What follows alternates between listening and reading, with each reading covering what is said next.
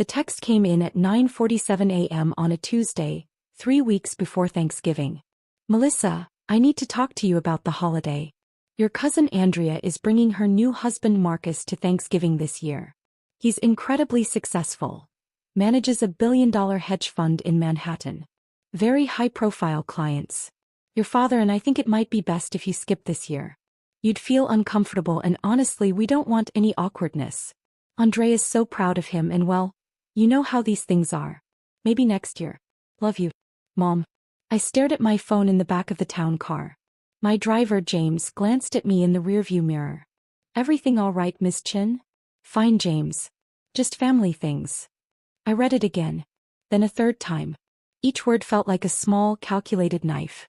You'd feel uncomfortable. Translation, you'd embarrass us. You know how these things are. Translation, you're the family failure and we need you to disappear when success shows up. I typed back, understood. No argument. No hurt feelings expressed. No explanation of why this was cruel. Just one word because I'd learned years ago that defending yourself to people determined to misunderstand you was pointless. Mom's response came 30 seconds later. You're so mature about this. I knew you'd understand. We'll do something special just as soon. Maybe lunch. That lunch would never happen. It never did. I put my phone away and looked out at the Manhattan skyline. My office building gleamed in the morning sun, 47 floors of steel and glass. The car pulled into the underground executive parking level, past the regular parking into the section marked Private Executive Suites Only. Have a good day, Miss Chin, James said as he opened my door. You too, James. See you at 5. The private elevator took me directly to the 45th floor. The doors opened to reveal floor-to-ceiling windows overlooking Central Park. Tasteful modern art on the walls, and my assistant Derek already at his desk. Morning, Melissa. Coffee's ready. Your 10 a.m. with Riverside Capital called, they're running 15 minutes late. And your 2 p.m. quarterly review is still on. Thanks, Derek. Who's the 2 p.m. again? He checked his tablet. Marcus Thornton. Whitmore and Associates. Quarterly portfolio review for account 47 Alpha. I froze for just a second. Marcus Thornton? Yes. Third quarterly review. Want me to pull his file? No, I remember now. Thanks. I walked into my office, closed the door and stood at the window. Marcus Thornton. My cousin Andrea's new husband. The man so successful that my presence at Thanksgiving would somehow diminish his shine. The man who, for the past 9 months, had been managing one of my investment accounts without knowing who I actually was. Account 47 Alpha was held under a trust, the Redwood Family Trust, managed through a law firm. Marcus had never met me in person. Our previous 2 quarterly reviews had been conducted via video conference, with my camera conveniently malfunctioning. He'd been speaking to a voice, reviewing numbers, collecting his substantial management fees. He had no idea that the $95 million portfolio he'd been managing belonged to the family disappointment who wasn't worthy of Thanksgiving dinner. I sat down at my desk and opened the file. Marcus Thornton, 34, Harvard MBA, 7 years at Goldman Sachs before joining Whitmore and Associates 3 years ago. Married to Andrea Chin 6 months ago in what Mom had described as the wedding of the century. I hadn't been invited to that either. Coincidentally scheduled the same weekend as an unavoidable family trip to Napa. The portfolio had performed adequately. Nothing spectacular but solid returns. Conservative strategies. He was competent if unimaginative. My phone buzzed. A group text to the family chat. The one I was still included in probably because Mom forgot to remove me. Andrea, so excited for Thanksgiving. Marcus is bringing wine from a client who owns a vineyard in Bordeaux. Dad, he wants to talk to you about investment opportunities. Mom, wonderful. It'll be our most elegant Thanksgiving yet. Dad, looking forward to it. Good to have someone in the family who understands real wealth. Uncle Richard, about time we had some financial expertise at the table. Andrea, he's being so modest about it, but his clients include 3 Fortune 500 CEOs. I'm so lucky. I set the phone down. The irony was almost beautiful. They wanted financial expertise at the table? I'd built a $340 million personal portfolio by age 33. I was the principal investor in 6 different ventures. I sat on 2 corporate boards. Last month, Forbes had interviewed me for an article on young tech investors under my business name, M. Chin Capital, which was apparently not famous enough for my family to connect to me. But Andrea had married a hedge fund manager, and that was impressive in a way they could understand and brag about. He worked for a firm with a name. He managed other people's money. That fit their narrative of success. I'd built wealth. But I'd done it quietly, strategically, without their approval or involvement. And because they'd never bothered to ask what I actually did, because something with computers was enough for them to categorize and dismiss me, they had no idea. Started when I was 16. My cousin Andrea was the golden child, prettier, more charming, better at saying what adults wanted to hear. I was the weird one who liked math and spent too much time online. When Andrea made cheerleading captain, I made the robotics team. When Andrea dated the quarterback, I taught myself to code. "Why can't you be more like Andrea?" became my mother's favorite refrain. "She's so poised. So social. You need to put down the computer and learn to interact with people, Melissa." At family dinners, Andrea would talk about her plans: marketing degree, work in fashion or PR, marry someone successful. Everyone would nod approvingly. Then they'd turn to me. "And Melissa, still doing your computer things?" The tone made it clear. This was a phase, a quirk, something I'd grow out of once I got serious about life. I got into MIT. Full scholarship. My parents seemed almost disappointed. "It's so far away," Mom said. "And Boston is so cold. Andrea's going to U. Much better for networking." What she meant was, "Andrea's going somewhere glamorous where she'll meet the right kind of people. You're going somewhere for nerds." At MIT, I discovered I wasn't weird. I was exactly where I belonged. I double majored in computer science and economics. I interned at a fintech startup my sophomore year. By junior year, I'd built a trading algorithm that caught the attention of a venture capital firm. They offered me a job starting after graduation. Salary, $180,000. Plus equity. I called home excited. "That's nice, honey," Mom said. "Andrea just got engaged. To a lawyer. We're planning the wedding for next summer. You'll be a bridesmaid, of course." I was not, in fact, a bridesmaid. Andrea chose her sorority sisters instead. I was invited to the wedding, seated at a back table with distant relatives I'd never met. The lawyer marriage lasted 18 months. I didn't tell my family when I made my first million. I was 25, and it came from a combination of my salary, my equity in the startup, which got acquired, and smart investments I'd made using my own algorithm. I didn't tell them because I knew exactly what would happen. They'd either try to control it or dismiss it as luck. That I stayed quiet. I moved to New York. Kept my head down. I invested carefully. At family gatherings, the questions were always the same. "Still doing tech stuff? Are you seeing anyone? You know, Andrea's dating a doctor now. It's not too late to pivot to something more stable, Melissa." I'd smile. I'd nod. I'd give vague answers. And I'd leave early, returning to my real life, the one where I was building something they couldn't comprehend or diminish. By 30, my portfolio had crossed $200 million. I'd invested in 11 startups, 7 of which had been profitable exits. I'd bought a penthouse in Tribeca. I drove a modest car and wore regular clothes and kept my life private because I'd learned that the moment you show success to people who've decided you're supposed to fail, they either try to take it or convince themselves it's not real. Andrea's doctor boyfriend became Andrea's doctor fiancé, then ex-fiancé when he cheated with a nurse. The family rallied around her. She was the victim, the princess who deserved better. "At least you don't have to deal with heartbreak," Mom said to me at Sunday dinner. "The single life is so much simpler." I was in a relationship, actually, with James, who would later become my CFO. But I didn't tell them because they didn't ask, and I'd stopped offering information years ago. Then 6 months ago, Andrea met Marcus at a charity gala. Within 3 months they were engaged. Within 6, married. And suddenly, Andrea had reclaimed her throne as the family success story. The wedding I wasn't invited to was covered in the society pages. Hedge fund manager Marcus Thornton weds Andrea Chin in lavish Hamptons ceremony. There were photos of Mom and Dad beaming, of Andrea in a designer gown, of the intimate gathering of 300 guests. I saw it all on Instagram. The family group chat exploded with excitement. Marcus was brilliant. Marcus was successful. Marcus managed serious money for serious people. Finally, someone in the family who understood real finance. I almost laughed. Real finance? I'd been practicing real finance while they were still trying to explain to relatives what I did for a living. But I said nothing. I just watched. 9 months before the wedding, I'd been looking for a new portfolio manager for one of my diversified accounts. My primary investments I managed myself, but I believed in spreading risk. I wanted someone to handle a conservative, traditional portfolio, stocks, bonds, some real estate exposure. About $95 million that I wanted managed competently but not aggressively.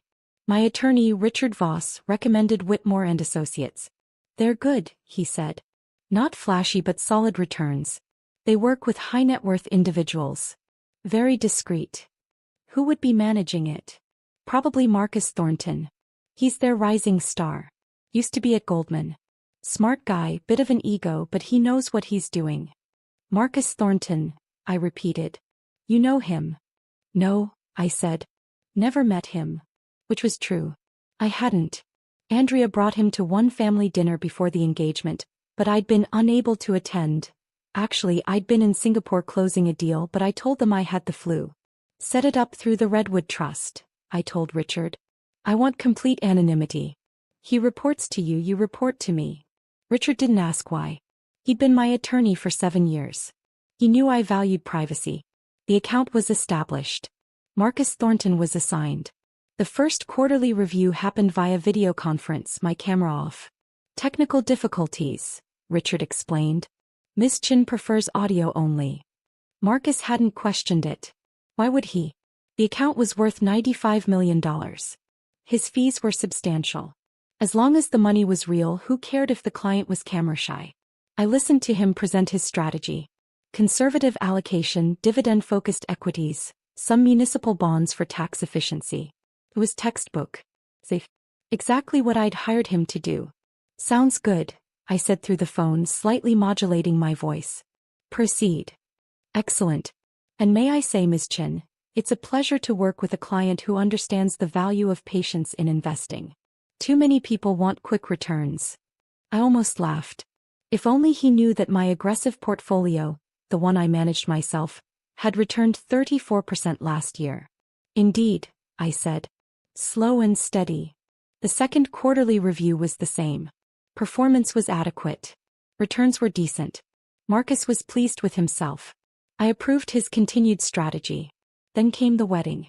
I saw the Instagram post. I read Mom's gushing texts in the family chat about how Andrea had finally found a real winner. I noted Dad's comment about how it's good to have financial expertise in the family now.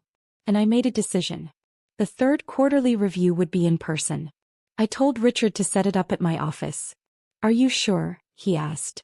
That breaks your anonymity. I'm sure. Tell him Ms. M. Chin from M. Chin Capital will meet with him personally. 45th floor, executive suite. This is going to be interesting, Richard said. Yes, I agreed. It really is. The disinvitation text arrived 3 weeks before Thanksgiving. Mom's message was clear. I was an embarrassment, a potential source of awkwardness, someone who needed to be hidden when real success showed up. I could have told them right then. I could have sent a screenshot of my portfolio. I could have explained that Marcus literally worked for me, managed a fraction of my wealth, collected fees that I paid him. But that would have been defensive. Reactive. It would have looked like I was trying to prove something. Instead, I decided to let the universe handle it. Marcus had a quarterly review scheduled at my office 3 days after Mom's text. He'd been managing account 47 Alpha for 9 months without knowing who I was. Now he was about to find out. I didn't change the meeting. I didn't give him a heads up. I simply went about my week watching the family group chat fill with Thanksgiving excitement. Andrea. Marcus is bringing his famous pumpkin pie. He took a cooking class in Paris. Mom, how wonderful. Melissa, you're still okay with skipping this year, right? I know you understand. Me, yes. Understood. Dad, it'll be nice to have sophisticated conversation this year. Marcus knows the governor, apparently. Uncle Richard, I want to hear about his investment strategies. Maybe he can give us some tips. I could see it clearly. Thanksgiving dinner, Marcus holding court, explaining finance to people who thought a 401k was sophisticated investing. My parents beaming. Andrea glowing with reflected glory. And none of them knowing that the money Marcus managed, the fees he collected, the billion-dollar hedge fund credibility he was riding, a piece of it came from me. The irony was exquisite. Sunday afternoon Andrea called me.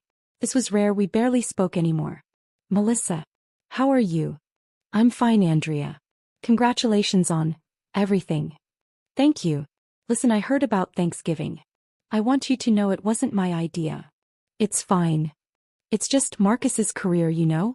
He works with very high-level people and Mom thought it might be easier if it was just, the inner circle this year. The inner circle. Of which I was not a part. I understand, I said. You're being so cool about this. I knew you would be. You've always been so independent, so content with your own thing. Not everyone needs the spotlight, right? Right, I said. And honestly, you'd probably be bored anyway. Marcus talks about finance stuff all the time. Super technical. I barely understand it and I'm married to him. She laughed. I'm sure, I said. Okay, well, I should go. We're meeting his parents for dinner. But let's grab coffee soon, okay? I want to hear about what is it you do again? Something with computers. Something like that. So cool. Okay, love you, bye. She hung up before I could respond. I sat there, phone in hand, and felt something shift inside me. Not anger exactly. Not hurt. Something colder and clearer. I'd spent 17 years being patient with them. Being the bigger person. Letting their dismissiveness roll off my back.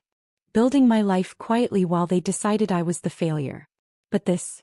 Uninviting me to protect Andrea's husband's ego? A man who was literally managing my money? The patience was over. Monday morning I dressed carefully. Tom Ford suit, navy blue, perfectly tailored. Louboutin heels. My Patek Philippe watch. The one I'd bought myself when I hit my first $50 million. Hair pulled back in a sleek bun. Minimal jewelry except for the diamond studs that cost more than most people's cars. I looked like exactly what I was. Someone with serious money. Big meeting. Derek asked when I arrived. Quarterly review, I said. Should be interesting. The Whitmore and Associates guy? That's the one. Want me to sit in? No. This one's personal. Derek raised an eyebrow but didn't ask. He'd worked for me for 4 years. He knew when to let things unfold. At 1:45 p.m. building security called up. Ms. Chen, a Marcus Thornton from Whitmore and Associates is here for your 2 p.m. Send him up. Derek will meet him. I watched from my office as the elevator doors opened. Marcus stepped out and I got my first in-person look at Andrea's prize husband.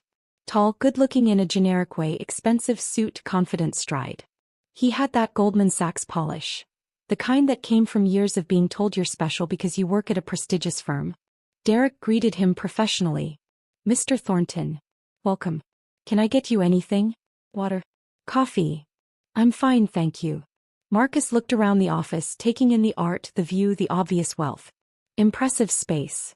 Miss Chen will be with you in just a moment. Please have a seat. I waited exactly 3 minutes. Let him sit. Let him wonder. Let him start to feel that small twist of uncertainty that comes when you're in someone else's territory. Then I walked out. Marcus stood up, professional smile in place, hand extended. Miss Chen, it's a pleasure to finally meet in Pur. He stopped. His hand froze mid-extension. His face went through several expressions in rapid succession. Confusion, recognition, disbelief. Melissa. Hello, Marcus. I shook his hand firmly, then gestured to the conference room. Shall we? What are you? I don't understand. You're here for a quarterly review. Let's review. I walked into the conference room. After a moment of stunned silence, he followed. Derek had already set up the presentation materials. I took my seat at the head of the table. Marcus sat down slowly, like someone who'd just realized they'd walked into the wrong meeting. I think there's been some confusion, he said. I'm here to meet with M. Chen, the Redwood Family Trust account holder. That would be me. Melissa Chen. Chen Capital. The Redwood Family Trust is one of my investment vehicles. His face went pale. You're M. Chen? I am. But I thought, the account you never. I prefer privacy. My attorney Richard Voss handles the administrative details. But this is my account. My $95 million. which you've been managing for 9 months. I watched him process this. Watched the numbers click into place. Watched him realize that Andrea's dismissed, unimportant cousin, the one not worthy of Thanksgiving dinner, was the client paying his substantial fees. I had no idea, he finally said. I'm aware. That was intentional. I opened the portfolio file. Now shall we discuss performance? I have several questions about your Q3 allocation decisions. For the next 20 minutes I put him through his paces. Every decision, every trade, every rationale. I asked technical questions about beta coefficients, Sharpe ratios, tax loss harvesting strategies. I questioned his sector weightings, his international exposure, his duration risk in the fixed income allocation. Marcus was good at his job. I wouldn't have hired Whitmore and Associates if they weren't competent. But he was visibly rattled. His usual smooth presentation kept stuttering. He'd start to explain something, then seem to remember who he was talking to, and his confidence would waver. The emerging markets position, I said, looking at the allocation chart. You're underweight relative to the benchmark. Why? Well, given the volatility in that sector, I thought a conservative approach. The whole point of this portfolio is conservative. But conservative doesn't mean timid. Emerging markets are down 12% from their peak. This is a buying opportunity, not a time to hide in large-cap domestic equities. I can adjust that allocation. Please do. I'd like to see a rebalancing proposal by end of week. I made a note. What about the real estate exposure? You're heavy in REITs but light on direct property holdings. Direct property requires more active management, and I wasn't sure. I have a team for that. If there are attractive opportunities in commercial real estate, I expect you to identify them. That's what I'm paying you for. Of course. Absolutely. I let the silence sit for a moment. Marcus shifted in his seat, then seemed to realize he needed to address the elephant in the room. Melissa, I have to say I'm shocked. I had no idea you were involved in this level of... Andrea never mentioned that you... Andrea doesn't know what I do. Neither do my parents. Neither does anyone in the family, actually. But why? If you've built this kind of wealth, why wouldn't you? Tell them. I smiled. What would be the point? So they could take credit for it? Try to control it? Ask for loans they'd never repay? Or worse, convince themselves it wasn't real because it didn't fit their narrative of who I'm supposed to be? Marcus said nothing. He couldn't really. Because he'd married into that family. He'd seen how they operated. You seem like a smart man, Marcus. So let me ask you something. In the 9 months you've been managing this account, did you ever wonder who M. Chin was? Yes, of course. But client confidentiality. Did you ever Google it? Chin Capital. He hesitated. Once or twice. And what did you find? Several articles. Forbes mentions.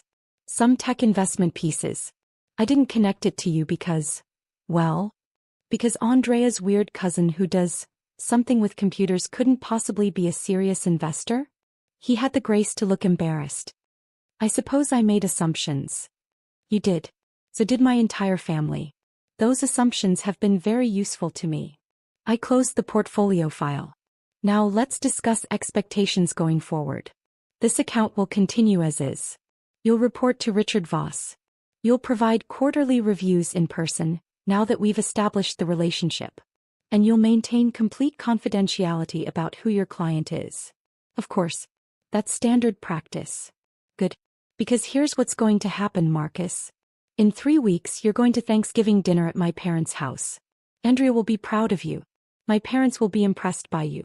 My uncle will ask you for investment advice. And you will act like you've never met me. His eyes widened. You're not going to tell them? Why would I? They uninvited me because my presence would make you uncomfortable. Because I'd feel out of place around your success. I leaned back in my chair. Do you know what my total portfolio value is, Marcus? Not just this account, my entire holdings. He shook his head. $340 million. Give or take. This $95 million account you manage? That's about 28% of my total wealth. The rest I manage myself, through direct investments, private equity, venture capital. Last year my personal returns were 34%. This year I'm tracking at 41%. Marcus's face had gone from pale to ashen.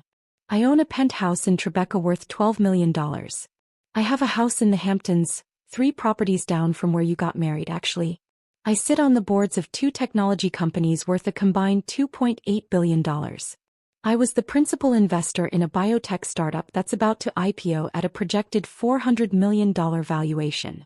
Forbes is running a feature on me next month about successful young tech investors. I stood up. Marcus automatically stood as well. So when you sit at Thanksgiving dinner and my father asks about your investment philosophy, when my mother gushes about how wonderful it is to finally have financial expertise in the family, when Andrea looks at you like you're her trophy, remember this meeting.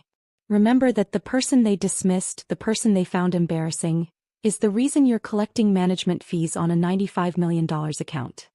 Melissa, he seemed to be struggling for words. I don't know what to say. Say you'll have the rebalancing proposal to Richard by Friday. Yes. Of course. But, can I ask why you're doing this? Why not just tell them the truth? I walked to the window, looked out at the Manhattan skyline. Because, Marcus, the truth is only valuable to people who are willing to hear it. My family decided who I was when I was 16 years old. They've been congratulating themselves on that assessment ever since. Nothing I say will change their minds. But this. I turned back to him. This is justice. You're going to sit at their table, accept their admiration, and know that it's all based on a fundamental misunderstanding. You're going to see them dismiss me, mock me, pity me, and you're going to know what they don't. And you're going to live with that knowledge and never be able to share it. That seems cruel, maybe, but not as cruel as uninviting your daughter to Thanksgiving because she might embarrass the golden child's husband. I picked up the portfolio file. We're done here. Derek will see you out. Marcus stood there for a moment looking like he wanted to say something else. Then he seemed to think better of it, gathered his materials and walked to the door. He paused. For what it's worth, I think they're idiots. They're my family, I said. I'll decide what they are. He nodded and left.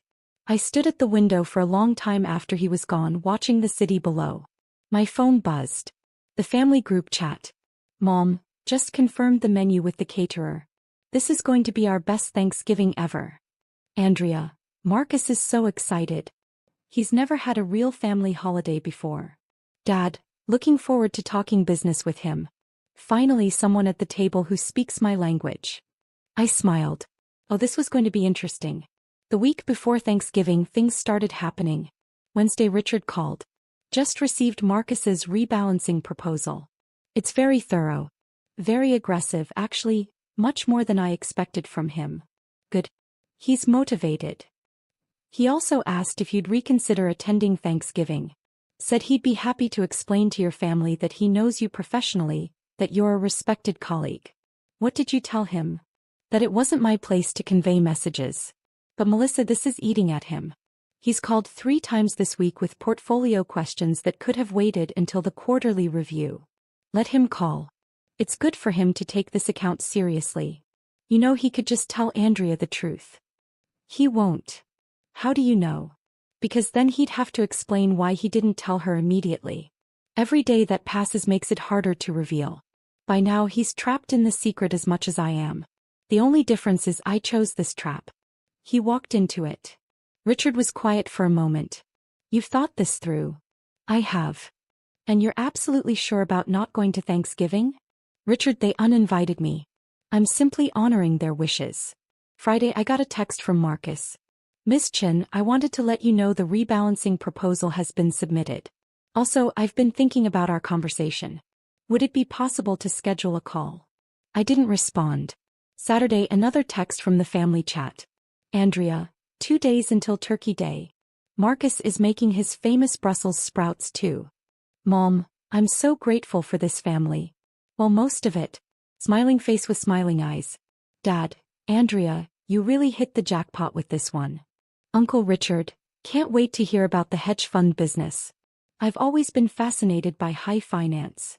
I turned off notifications. Monday morning, Derek caught me before I went into my office. You have a visitor. Didn't have an appointment, but she says she's your cousin. Andrea Chin. I paused. Where is she? Reception. Want me to send her away? No. I'll see her. Conference room. Andrea was wearing head-to-toe designer Chanel suit, Hermes bag, shoes that cost more than some people's monthly rent. She looked polished, perfect, every inch the successful hedge fund manager's wife. She also looked nervous. Melissa. Thank you for seeing me. I know I should have called, but I was in the neighborhood and... You're never in this neighborhood, Andrea. What do you want? She blinked at my directness. We'd always played nice before, maintained the pretense of sisterly affection. I wanted to talk to you about Thanksgiving. I'm not coming. We've established that.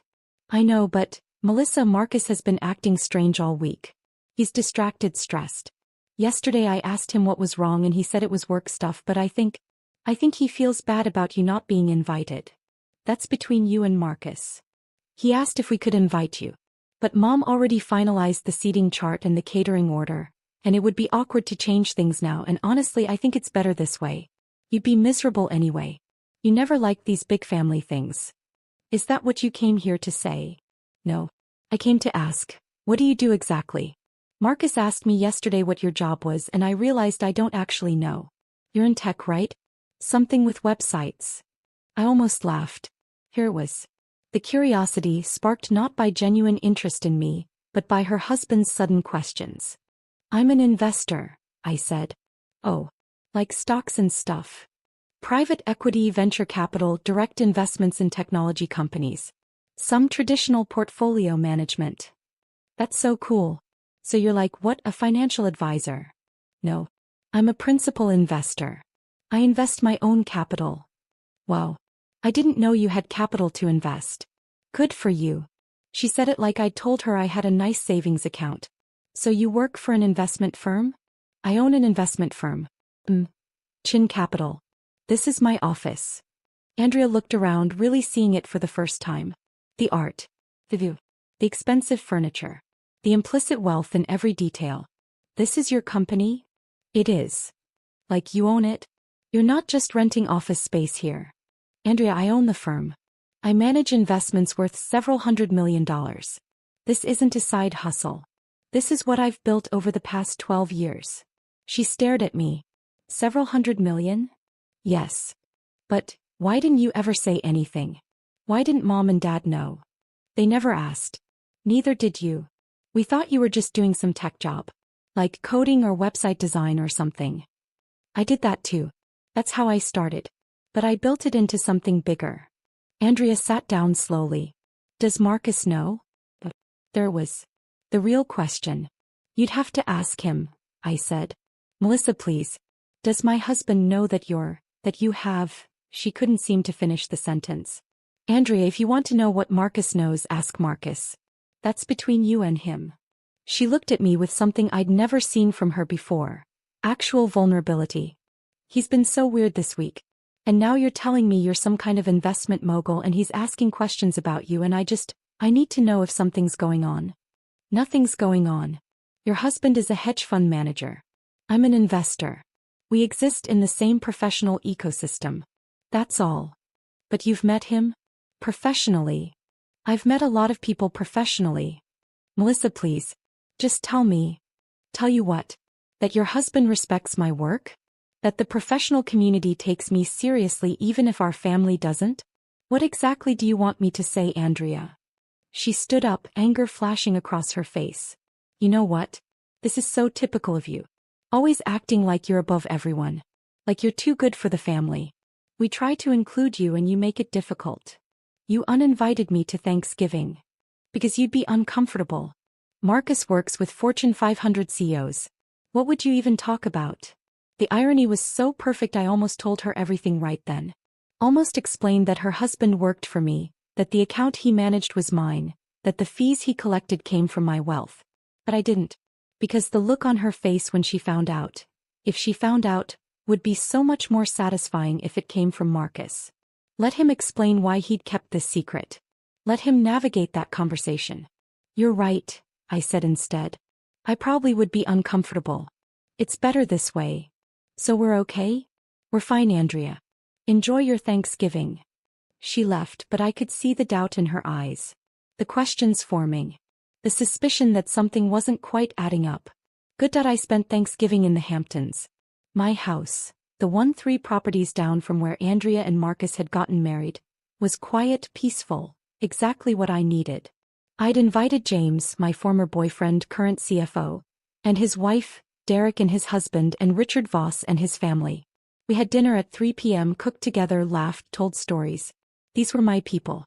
The ones who'd seen me build everything from scratch. The ones who knew what I was worth, not in dollars, but in determination and intelligence and refusal to accept other people's limitations. To chosen family, Richard said, raising his glass. To chosen family, we echoed. My phone was off.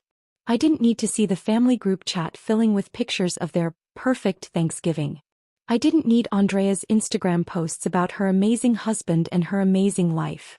I knew exactly what was happening there. I'd lived it enough times to write the script. Mom would be holding court in the kitchen, directing everyone. Dad would be asking Marcus about investment strategies he didn't understand. Uncle Richard would be trying to impress Marcus with his limited knowledge of the market. Andrea would be glowing, proud, the center of attention as Mrs. Marcus Thornton.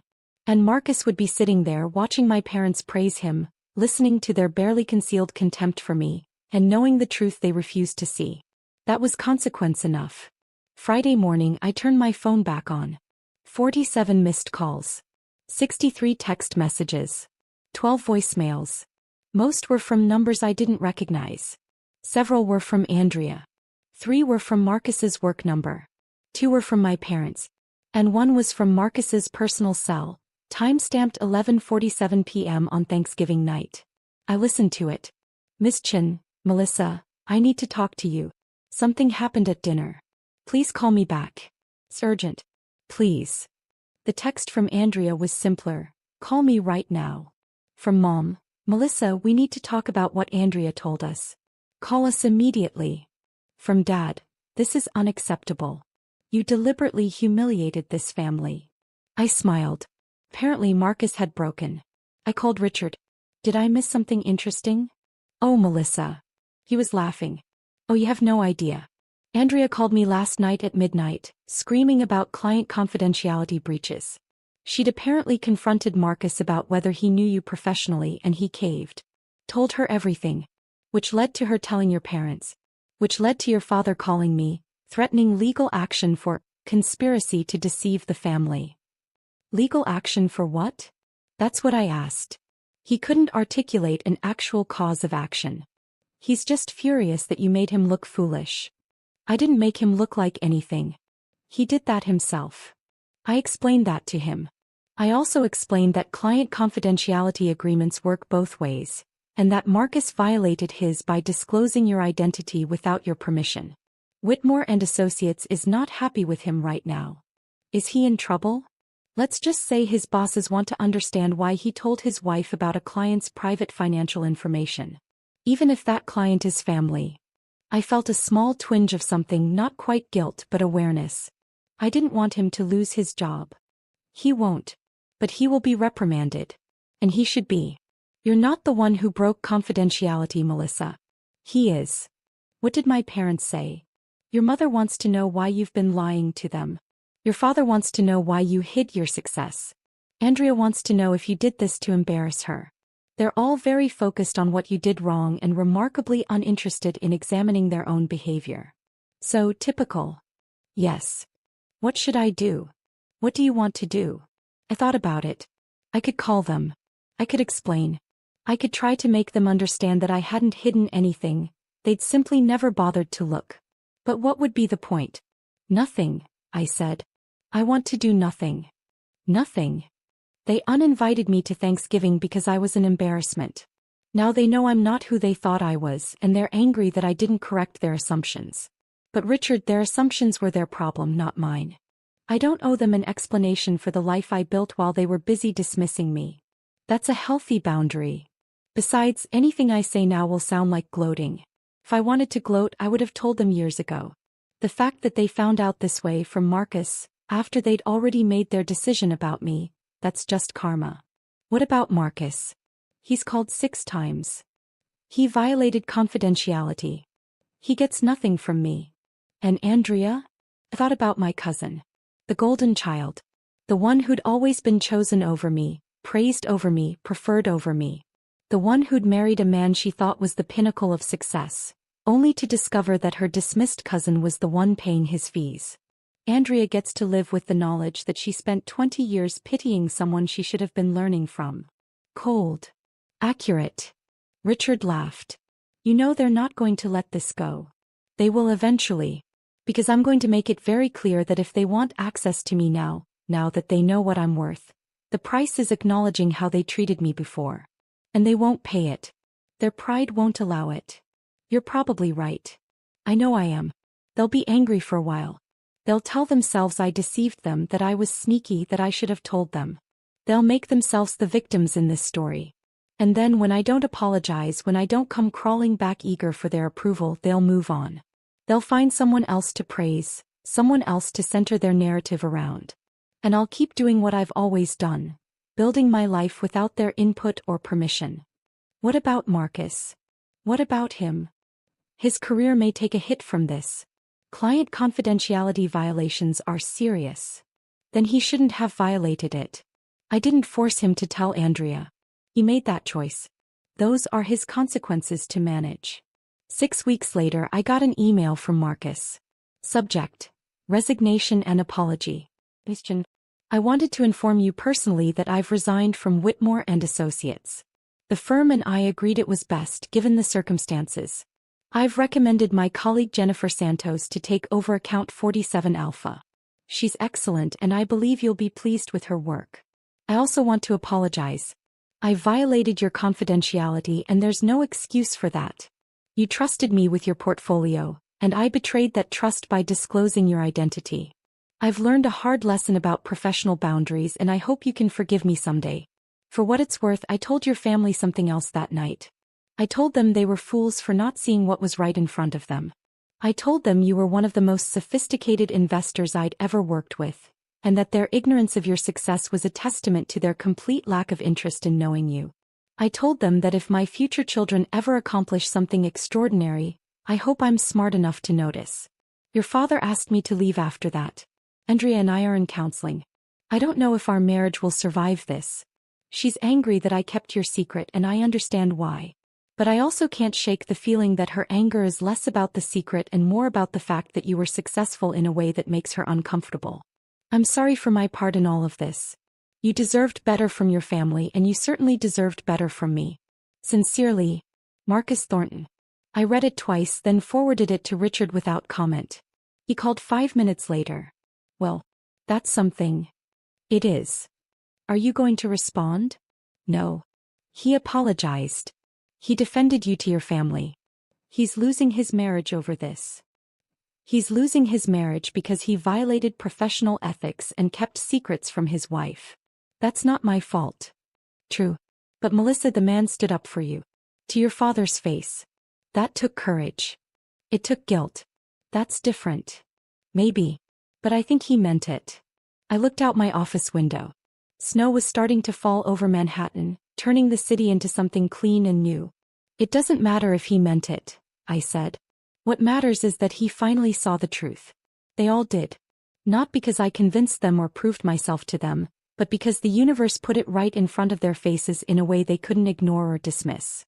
And how does that feel? Quiet, I said. It feels quiet. And it did. The anger I'd carried for so long, the hurt of being dismissed, the frustration of being underestimated, it had burned off like morning fog. What remained was just the simple fact of my life.